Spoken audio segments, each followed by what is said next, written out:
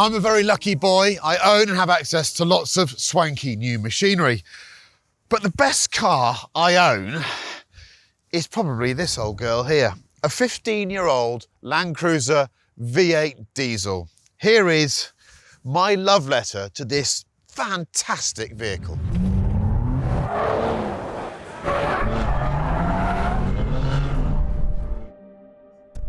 You see, I've always wanted a Land Cruiser, a V8 Land Cruiser diesel, because ever since I first tried one, I realised it was easily the best vehicle of its type. Now, I got to add a proviso there. If you want to look cool and you want a beautiful leather interior that's designed gorgeous and you want to impress people, you've got to have a Range Rover. A full fat Rangey is the tool for that job.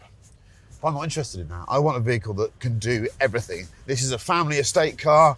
It tows the trailer, it tows a boat, and it can do all of this as well. It is so capable. So when I say this is the best car I own, I probably mean the most capable car I own. And the reason it is I think it's the most capable car ever made. It is vast and it's built to a standard and to withstand daily abuse in a way that no other car I've ever seen is. Everyone that has ever worked on one of these just goes, it's more like a commercial vehicle. You look at the size of the chassis, look at the way the engine's built, look at the way that you can maintain the vehicle. It is a tank. But do you know what? I've never really been off-roading it, so I thought, let's have a day out and play, see what it'll do. Because it's so damn capable. You're right, Pip. He loves it as well. We have sold a couple of these on collecting cars. They are rare beasts because they were so expensive when they were new, and the badge meant that most people wanted a fancy Rangey. I paid about 24,500 for this. This was the highest mileage, worst condition one I could find. I didn't want one that was fancy because I knew it was going to get dipped in salt water and have a hard life.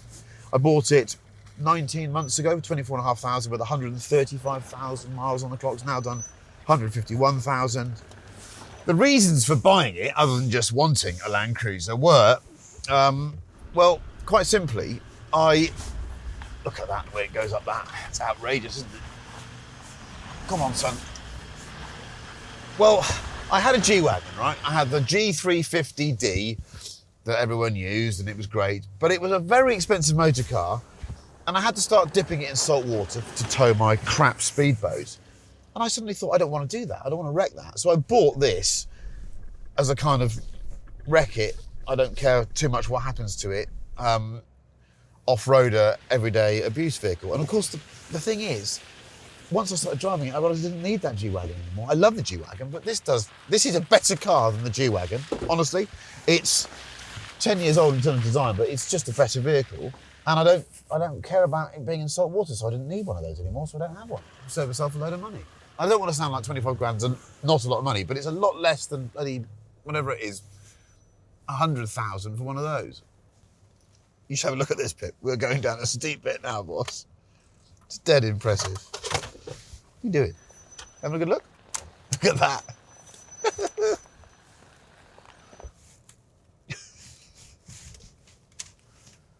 I just constantly amazed at what these things can do. It's so capable. And yet on road, as I'll discuss later on, it's quiet, it's refined, it rides well. It's really quite quick. It's got a really interesting V8 grumble from the diesel. Oh, you've knocked it out of gear, you big dodo. There we go. Good boy. This is an old design of vehicle. Even in 08, it was very old because it's a separate body and chassis. It's got a big ladder chassis and a body plonked on top of it.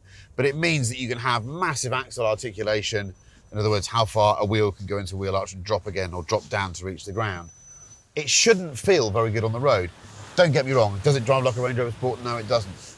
But quite often, for me, separate body chassis vehicles have this awful tendency to kind of roam around. And I'll talk about it on the road. This just doesn't. It handles in a conventional sense and it rides really well.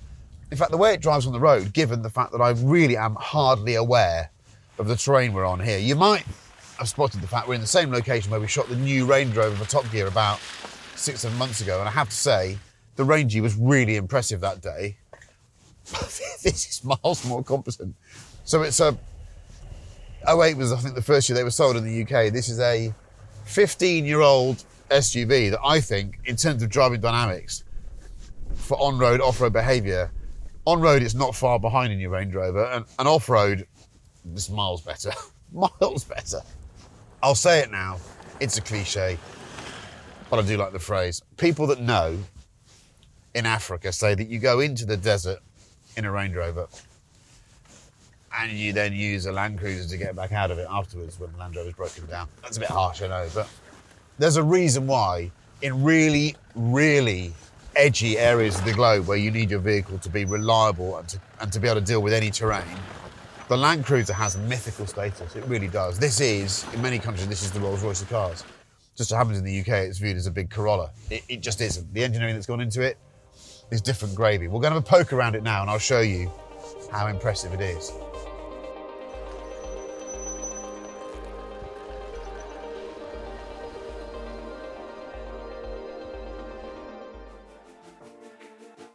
We'd like to ask for a moment of your time.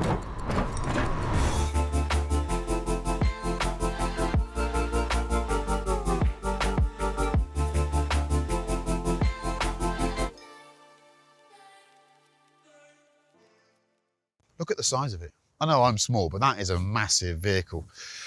I shouldn't like SUVs, and I'll tell you why I love this one in a minute. Have a look inside it. This car has had so much thought go into it. The cabin is genius. First of all, an enormous, supremely comfortable, full electric seat. Steering wheel, again, absolutely perfect for this vehicle. I love the cabin. The centre console and this bin here, look at the size of this. I've got a lid here with stuff in the top. If I bring that up, I've got another tray that you can move around the cabin. It's got sweeties. And in there, I mean, that's got more boot space than a Ferrari SF90 between the two seats. The seat warmers, well, they're bordering on burning your backside. They're that good.